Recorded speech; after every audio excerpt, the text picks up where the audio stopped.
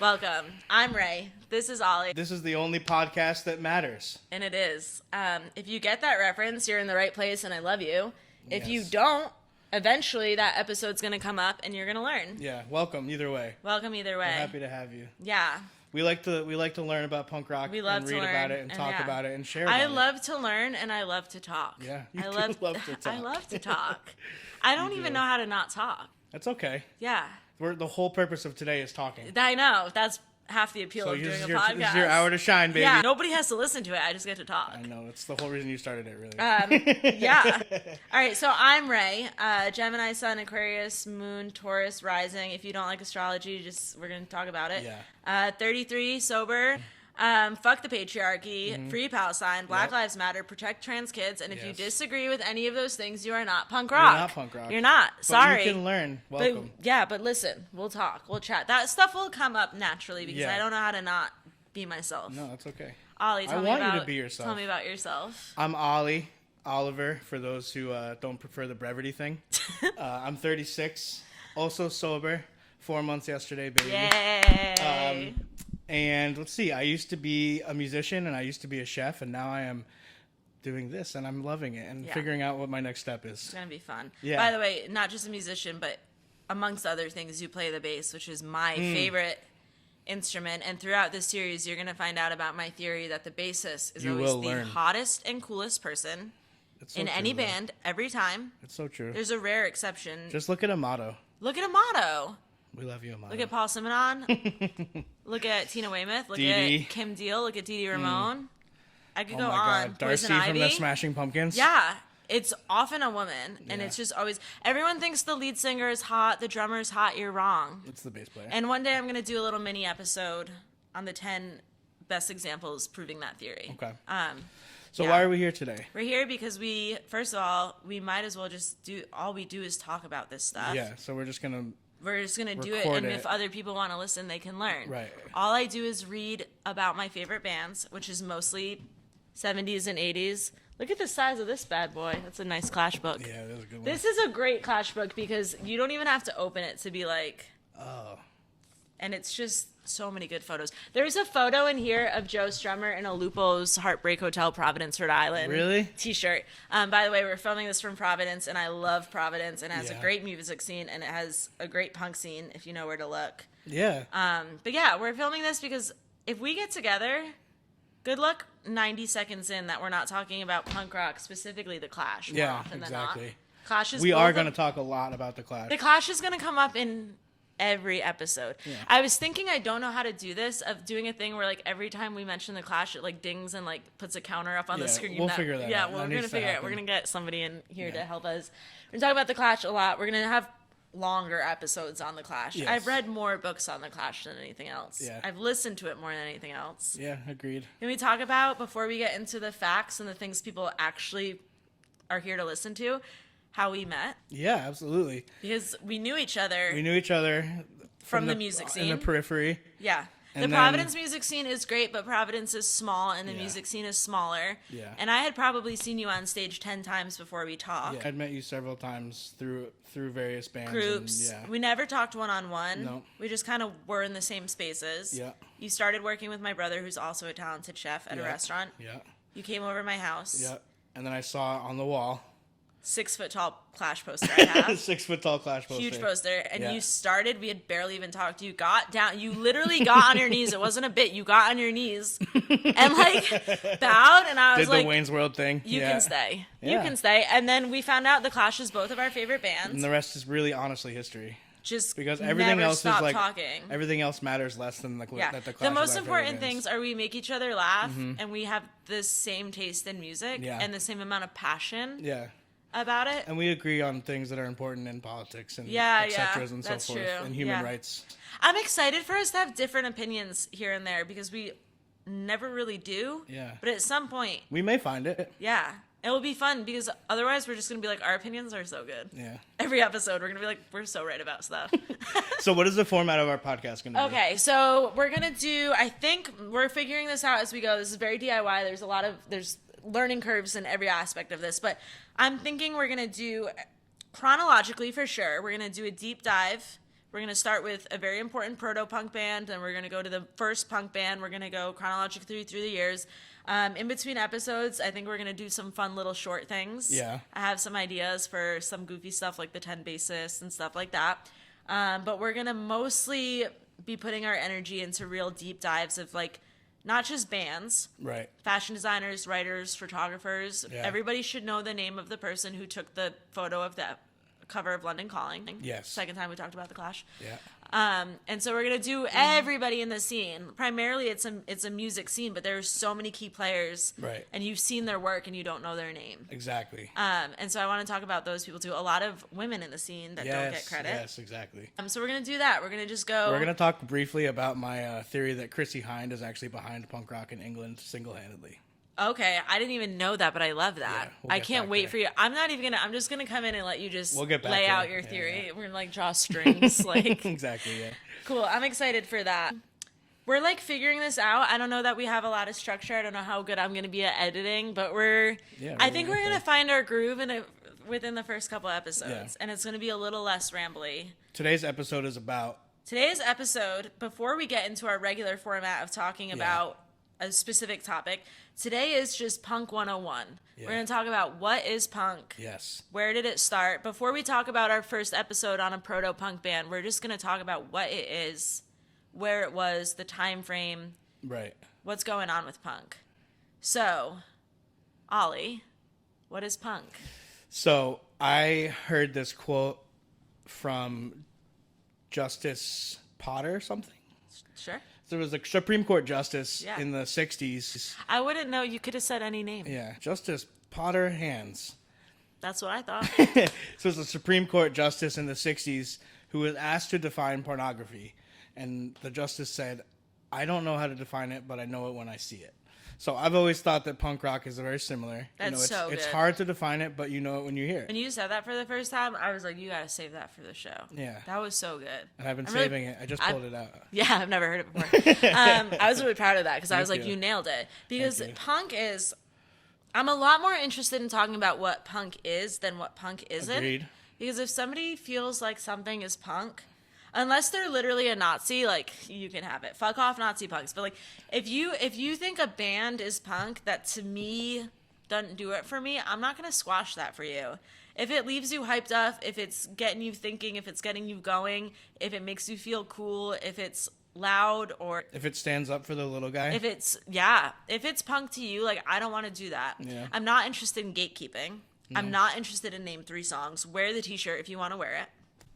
I love that stuff. You have some of this stuff happened to you before? Oh, man. Have you been gatekept? Being a small, somewhat younger girl, and especially since I've been doing this stuff since I was 14, I cannot go out. My only coat I wear has the Clash on the back. I cannot go out and not have somebody be like, what do you know about? I wore a Joe Strummer shirt, and somebody was like at the carding me to get into Hot Club, and they were like, who's on your shirt? And I was like, Joe Strummer, who's on your shirt? Have you ever heard of Joe Strummer and the Mescaleros, my favorite And he band? was like, damn straight. Like, he was expecting me to not name 3 songs. I get named. My brother and I could wear the same band t-shirt, whether it's Blondie or the Sexterinos. It could be big, it could be obscure. We could go out to different corners of the same bar. No one has ever said that to me, ever.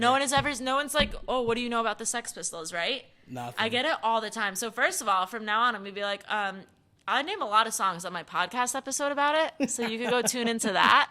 Like and subscribe.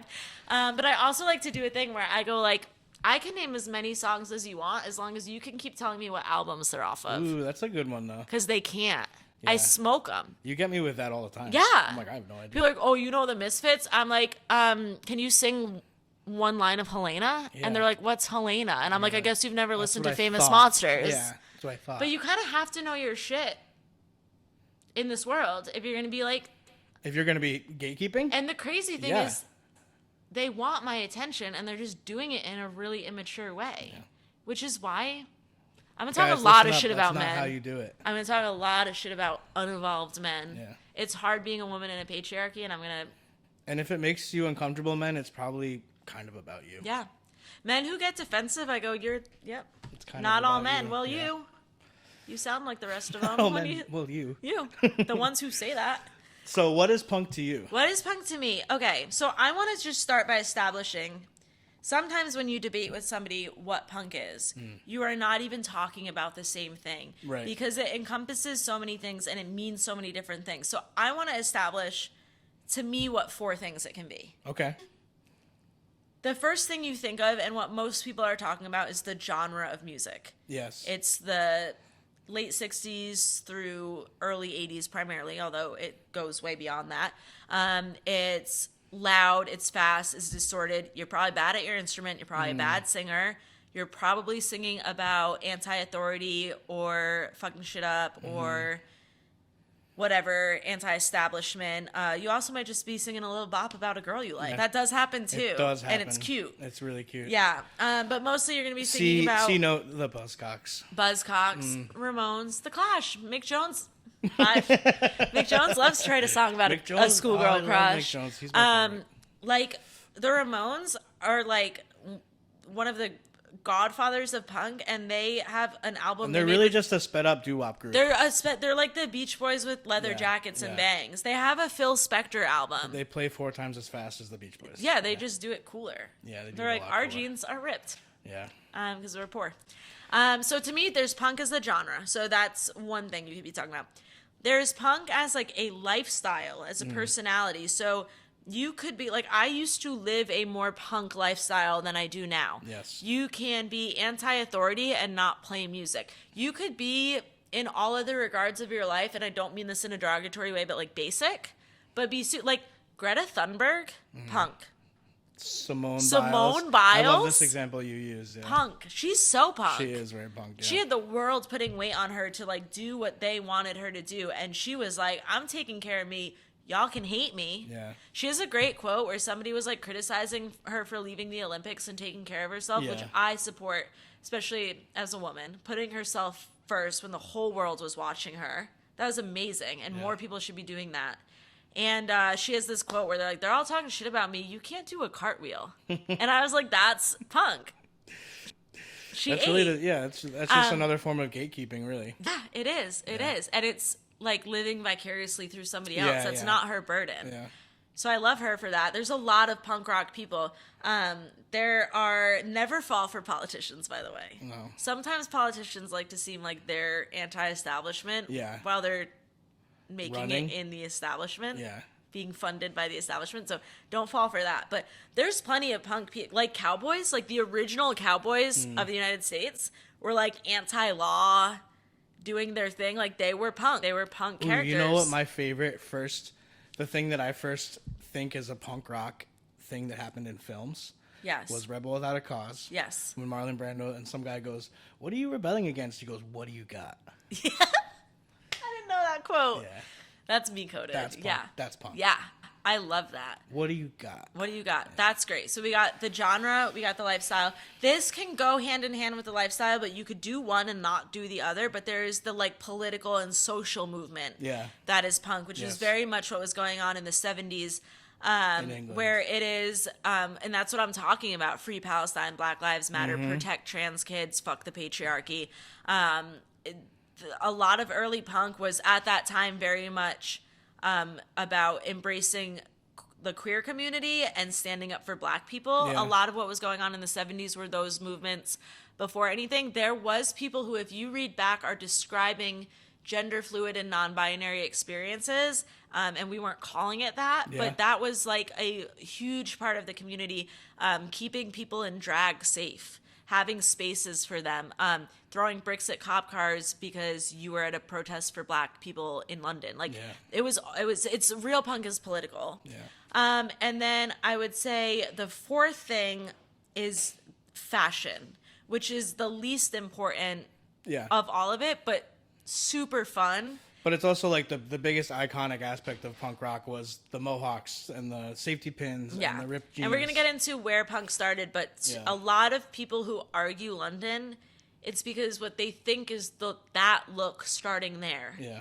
Malcolm McLaren forming the Sex Pistols, although we're going to get into that later.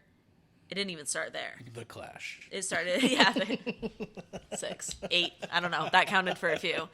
It's just been too long since we mentioned them. There's the look. There's like the Ramones wearing ripped jeans and leather jackets. And then the next thing you know, people are keeping their clothes together with safety pins and mesh shirts and all of that. So there's punk as fashion. And my favorite groups and my favorite thing is to be all four. My favorite artists are doing all of those things. But before you sit down and argue with some hipster about what punk is, just make sure you're talking about the same topic. Because if I'm talking about punk actions and decisions and lifestyle, and you're talking about the genre of music or the fashion, then we're having a different we're just having it's a waste of time. It's like when people talk about the Cure versus the Smiths. I'm like, apples and oranges. Yeah, no shit. I hate that argument. Yeah, that's... And also the Cure. I've never heard people have that argument. I've heard it so many times. But I would immediately go, they're so different because one's good. Because one doesn't have Morrissey in it. Done. What else do you have to say about punk? Do you want to throw in anything else before we get into history? You brought up so many things. I think that so much what I loved about punk was, the reason that, or the age I was when I got into it was a very rebellious age. Yes. Right? I was rebelling against the things that were expectations of me. But then also, like, I was starting to become aware of injustices in the world, namely, like, issues between the middle class and the upper class and the lower class. And all of those songs spoke to me and gave me a way to express those feelings through listening to it. Yeah. So that's, it's just all about sticking up for the little guy and being yourself and being unique. A lot of early punk, before it was political, it was a lot more political in London. A lot of the Ramones, like, a lot of their quotes are just going to be like, we just want to do what we want. Yeah. We're weird. We're weird looking. We're weird acting. And we just fuck it. Yeah. A lot of like bands in the 70s are going to be more... They have something to say about politics, but a lot of the origin of it was like, I want to do drugs, I want to dress weird, I want to be weird, right, and try to tell me what to fucking do. And it wasn't really about anything more than just self-expression and independence. Right. And I was 14 when I got into it, and I was at an all-girls Catholic school, and it's so funny. I didn't fixate on feminism and misogyny at that point in my life, but I remember loving that it was all girls. I remember loving that there weren't boys around for everyone to compete over. Yeah. And appreciating that, but not liking the Catholic part of it. And I knew I was different than the girls there. I had friends there, but it was a lot of girls named Brianna and Bianca, and they all went tanning, and they all did dance, and they all had Coach purses. Is this Bayview? This is Bayview. Oh, good guess. And sounds like it, right? I was there from 7th grade to 12th grade, and I remember I had friends, I had people to sit with at lunch, but I had one friend who liked The Clash and the Misfits. She was also my only gay friend. We didn't know we were gay at the time, but we both know now. Yeah. And she's one of 2 people I stay in touch with from that era of my life. And I liked that it was all girls. I wouldn't have chose that, but I did. I remember being like, I love that boys aren't around. Even at 14, even at 16. It was like, fuck guys. Like, but I didn't like that we had to do the prayer at the beginning of every class, and that we had to learn about, these religious truths. And I remember being like very interested in exploring. I spent a lot of time learning about Judaism and Buddhism and Taoism and all this stuff in my free time, because I was like, I don't like this Catholic thing. And I didn't know there are different things I didn't like about it. But that was when I started feeling like there was something I was supposed to obey. I was supposed to go to these masses. I was supposed to go to CCD. And I didn't like it. And it wasn't just because I wasn't in the mood. It wasn't just because I was a restless kid. Like, I had a problem with the institution. And it might have just been because it was cool to not like it. Which is also okay. Let's stop pretending, old gatekeeping men, yeah, that you don't just like it because it's cool. Yeah, it's really cool. You get into punk when you're 14 because it's cool. It's so cool. And you were all posers. Yeah. You weren't we all started as posers. You sewed patches on your jacket. You sewed. You're a poser. They didn't, like, you didn't. Yeah. You weren't born in that jacket. Yeah. You're playing dress up just like I am. And it's okay. You know, RuPaul, who will also give credit, RuPaul, who's the queen of drag queens, says that drag started in punk, which it does, and we'll get to those episodes. But he also says, this is so great, you're born naked and everything else is drag. Hell yeah. That's so true. You're choosing everything you put on. I don't have red streaks in my hair by nature. Yeah. We're all posing. We're all trying to signal things about each other and represent and express ourselves. It's all a bunch of art. Yeah. What are some other good quotes that we love about punk rock? Okay, so let's do some stuff before we get into like exactly who started it. Yeah. Let's do a little background. I don't want to give away too much, but we are going to do an episode on proto-punk, which is the Velvet Underground. Yeah. And Lou Reed. The Stooges. The Stooges would be the next episode. Step, yeah. So I'm going to say these bands, everybody knows the Ramones. People who don't like punk know Ramones songs. Mm-hmm. You probably only know the New York Dolls if you listen to punk and have chosen to dive into it. Right. So I read a quote, and it's in this New York Dolls book that I have somewhere over here. I'm going to brush up on before our Dolls episode, but somebody said, I will get it down. Somebody said, the New York Dolls are not your favorite band, but they are your favorite band's favorite band. Mm-hmm. Your favorite band does not exist without the Dolls. Yeah, absolutely. And you've never heard a Dolls song on the radio, but you wouldn't have heard a Clash song if you hadn't heard a Dolls song first. Yeah. And then another quote I really like, just talking about setting the groundwork, just talking about what we're going to talk about. Brian Eno, who's a weird fucking musician, and he's not necessarily going to get an episode on this show, but everybody should dig it. He's a weird, cool, talented man. He said of the Velvet Underground, their first album, seminal album, I'm so excited for that episode, but Brian Eno said that album only sold 30,000 copies, but every one of those 30,000 people went and started a band. And so those are two of the most formative bands that were not famous in their time, are more famous now than they were then. They didn't make it into the mainstream, but they had cult followings. Yeah. And the people who cared about them really cared about them and stole from them, mimicked them, tried to be them unapologetically, which I don't have a problem with. Nope. I love that. Our theme song that we wrote for this, we're like, so we're going to steal the drums from Janie Jones, and then we're going to steal the other drums from Death or Glory, two Clash songs. Then we're going to use a bass line from my band that I have with my friend. Yeah. And then we're trying to do the guitar, and we go, what would the Ramones do? And then we just did what the Ramones would do. And it's a banger. And it's a really fun theme song. And we wrote it in like 20 minutes. Yeah. And it's so good. Yeah, wrote is a strong word. We copy and pasted it in 20 minutes. Like Frankensteined this song. Yeah. Yeah.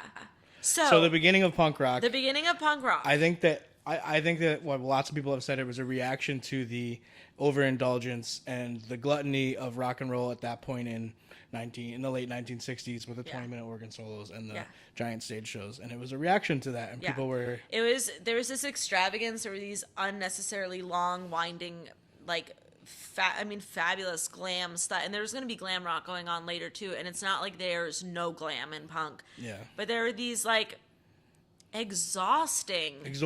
Is that the word we were looking for? I think. Exorbitant. These solos, these like bigger than life, so much going on, flashy, showy. Yeah. You know a scale. I don't need to hear you do it for 45 minutes, exactly. Right? And then it was opposing that, and it was equally opposing the hippie movement. Yes. Of the 60s, because they were like, y'all are just sitting around smoking pot. You hate the establishment. You're preaching love, but what are you doing about it? Yeah. And I love that the ladies of the Velvet Underground had so many scathing things to say about hippies in California. I have so many funny quotes about hippies flagged in my Lou Reed book and in my Iggy Pop book. Yes. And there's some mean quotes that I can't wait to just read right from the book. They had a lot of really funny, mean things to say about hippies. We're going to get to that. We're going to have a really fun time with the Velvet. And I, like, hate the Grateful Dead. Yeah. And, like, I don't like a lot. Like, I don't like the Beatles. I don't ever want to listen to them. But I understand their value, their impact. I understand, like, the Dolls. Like, a lot of pop music I like, a lot of rock and roll I like today doesn't exist without the Beatles. They're talented. I have respect for them, but I don't want to hear it. I don't want to hear it. They're so annoying to me. Yeah. And I have those opinions about a lot of bands. The Grateful Dead, I just hate. That's fair enough. I don't have anything nice to say, and neither does Iggy, and neither does Lou Reed. Mm-hmm. And I'm really excited to read those quotes. Like, no offense if you like the Grateful Dead, but, like, this is not... We're not going to play night. I'm just going to be myself. Yeah. And like, so a lot of the early punk musicians couldn't really play their instruments. They just wanted to be part of this movement that they were feeling was beginning. Yeah. They wanted to have a voice. Yeah. And they're creative. And I'll argue it takes a lot more creativity to make a good song when you don't know how to play an instrument than when you're skilled and proficient. When you have every tool at your disposal. And it doesn't impress me when somebody can shred on the guitar, just like when somebody can sing really well. Yeah. It's like a cool craft, but it is not inherently creative.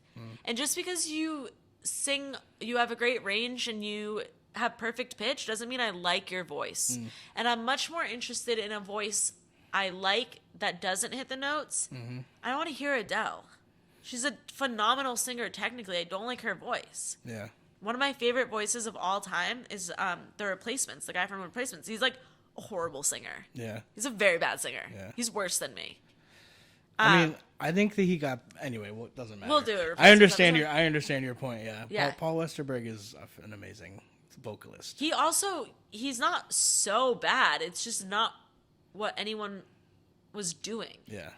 And no one still sounds like him. Nobody sounds like him. Okay. So we've talked about Lou Reed and proto-punk. We've talked about the Stooges. So Lou Reed lays the Velvet Underground, Andy Warhol, the whole group, like John Cale is super underrated. They laid the groundwork for punk. They don't sound like what we think of as punk. Right. Lou Reed's interviews were punk as fuck. Yeah. They don't. And just the way he went about songwriting, like doing things for the plot, just to get a song. And he was a writer more than anything else. Exactly, that's true. And Andy Warhol, I have a lot of ambivalence, but we're going to talk about his role in what creating the subculture. It's creating a culture and and an art show. It wasn't a live performance. It was like a live art show. And so we can agree that punk doesn't happen without the Velvet Underground. Yes. But the first punk band, and people argue, did it start in London? Did it start in New York? Did it start in London? Did it start in New York? That's always the argument I've heard my whole life. And we both agree, surprise, that it started in Michigan. Punk started in Michigan. Y'all hate it. Don't talk shit about the Midwest. It started in Ann Arbor. It started in Detroit. Yeah. It started in Lansing. It started in, we're going to both argue, the first punk band. We're not talking proto-punk. We're not talking new wave. Is the Stooges. The Stooges. Yeah. And they were on the outskirts of Ann Arbor. Yeah. Being weirdos that were skipping school. So weird, dude. Be really weird. Smoking pot. And not always great. By the way, a lot of these people are not always great.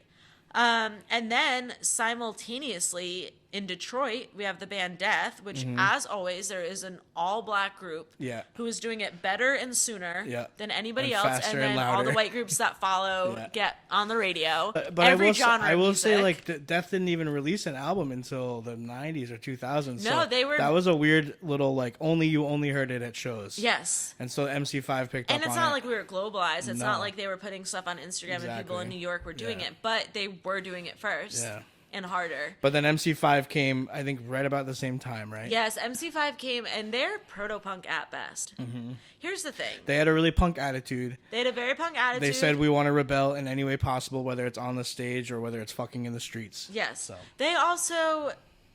There was this whole hype, and I don't feel the need to do a whole MC5 episode, but what we can do real quick is, like, at the start of their career, they'd been playing for a little bit.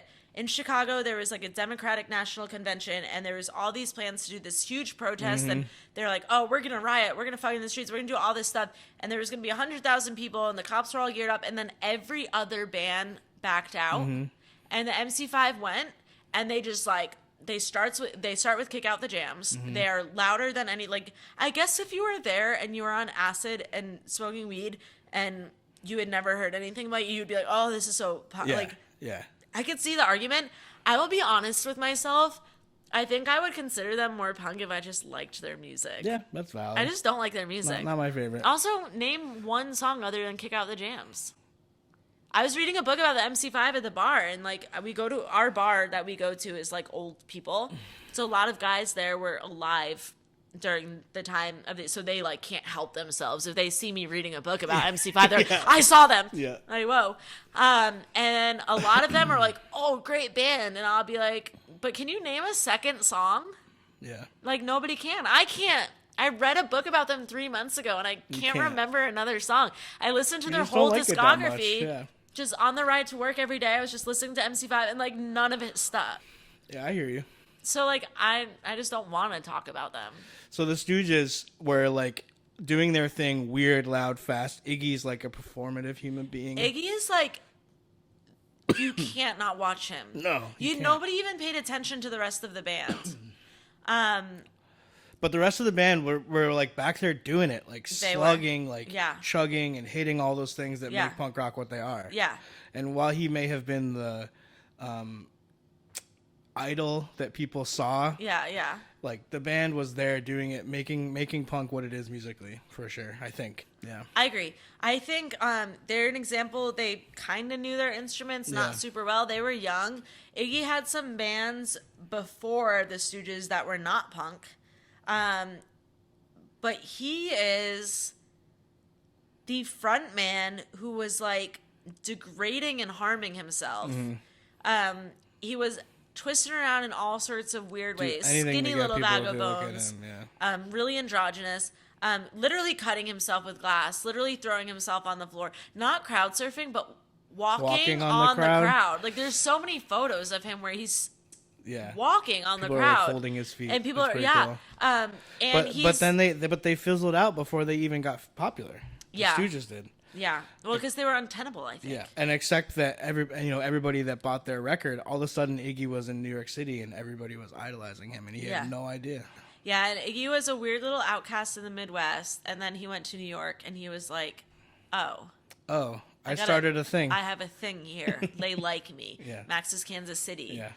Really early days, which I also think we need to do an episode on Max's Kansas City and an episode on CBGBs as establishments, and the owner, Billy Hilly Crystal of CBGBs, and what it was and what it transformed into be. So I also want to talk about these venues. So, like, when I just say, like, oh, Max's Kansas City, if you don't know what I'm talking about, like, we will have an episode. Anything today where we're losing you, like, there's gonna be an episode. Yeah. Like, if we're talking gibberish and you don't know anything about punk and we're just throwing out these names you've never heard of, like, everything we talked about is gonna be the first couple episodes. Yeah, exactly. So, like, buckle up.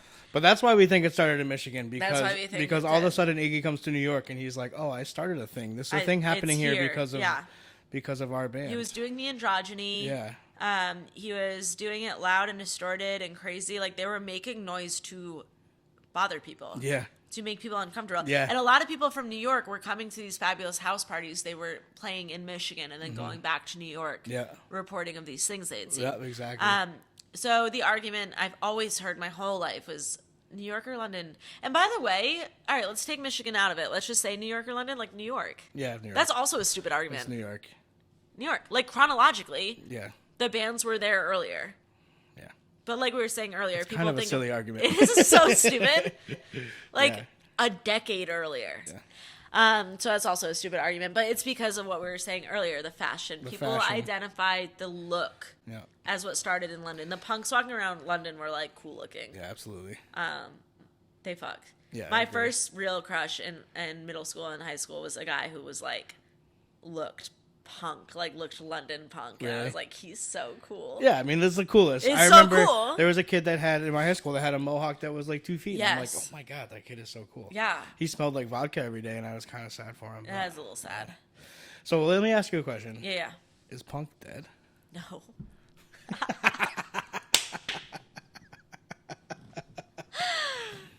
What keeps punk alive? Punk is alive because, first of all, like, just like, there's so many punk bands. Yeah. Like, I just went to an Idol show. Yes. That's the most punk show I've ever, and I was like, I spent my teens and 20s at like underground punk shows in old mill spaces in Providence and in New York, and I saw in my 30s a band of people in their 30s and 40s play the most punk show I've ever seen in my life. Yeah. And they are a current band of like older men.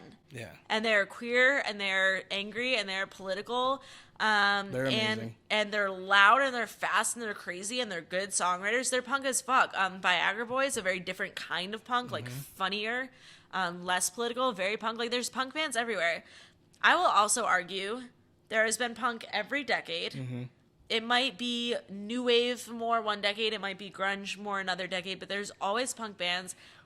And as long as there are young, angsty people, there will be punk bands. And there's always going to be, like, Gen X and so out, like, they were arguing for something that boomers weren't doing. Yeah. And then we had a lot to say about Gen X. And Gen Z now has a lot to say, especially about, I'm exposed to more queer Gen Z kids than anything else, but they have a lot to say about being queer, being non-binary. And as long as there's young people who are pushing for progress, as long as there are young people who are pissed off at the old white men running their lives in Congress, and they need to express that somehow. And they need to express it, which you should be.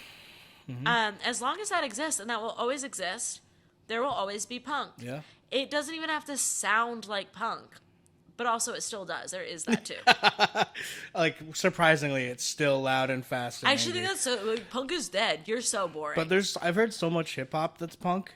Yeah. Like, there's a lot of different ways to go about it. Yeah. I remember when Tyler, the Creator, came out. Yeah. Like, however many years ago, and I was like, this dude's crazy. Yeah. He was doing weird. Yeah. Totally different than what other people in that culture were doing. Yeah. Totally, like, breaking norms for that genre. Yeah. I mean, it goes back to the Simone Biles thing. Like, there were always... even, like, Public Enemy. Yeah, that's punk true. As fuck. True. Yeah, so there's always going to be punk. There's always going to be punk in some way, because there's always going to be young people who want change and are not going to shut up about it. Yeah. There's always going to be people who are, like... The patriarchy is not destroyed yet. And we are going to keep trying to destroy it in whatever ways we can. And a lot of people, that's art. Yeah. And I also think everybody should be making art. Yeah. Even if it's bad. Make art for the sake of making art. Not to make good art, not to be famous, not to make money, not to make anything anyone else is going to like. But, like, write, make music, paint, make art. And, like, you can be bad at your instrument. And that's what's fun about punk. Yeah.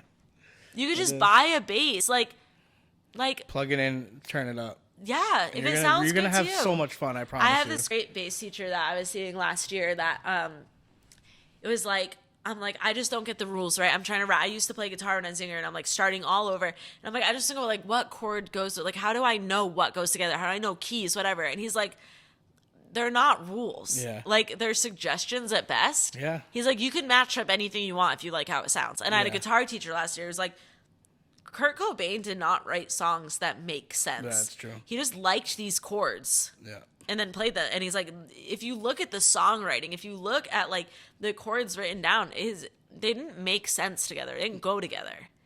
But they're, like, some of the favorite songs I've ever heard. Yeah. So you don't have to know anything. Actually, you just have to want it. You just have to want it. You have to, like, get your shit out of your head. Yeah. Express it. And it helps to do it with other people. It helps to do it with other people, too, yeah. It does. Yeah. It's hard to be a punk rocker all by yourself on stage. Yeah, it takes a lot of guts to do it at all. Mm-hmm. Never mind alone. Yeah.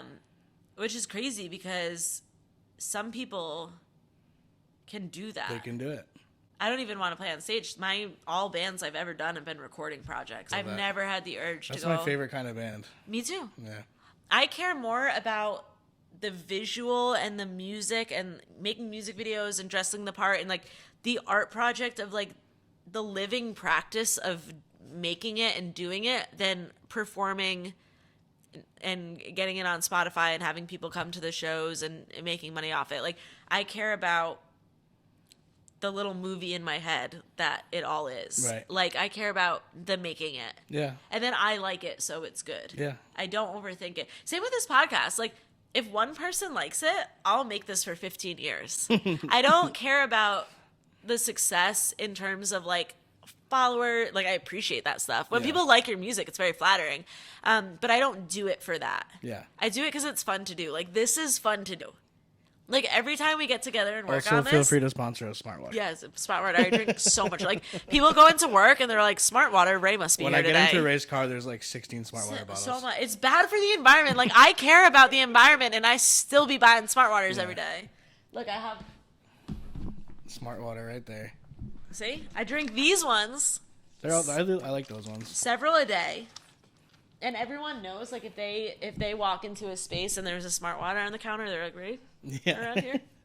somewhere. So I'm excited about this podcast. I'm excited to dive into each band and to each manager and photographer and fashion designer. You know what I'm like excited about, but is like there are going to be some episodes that we do have to talk about a band that I am not in love with.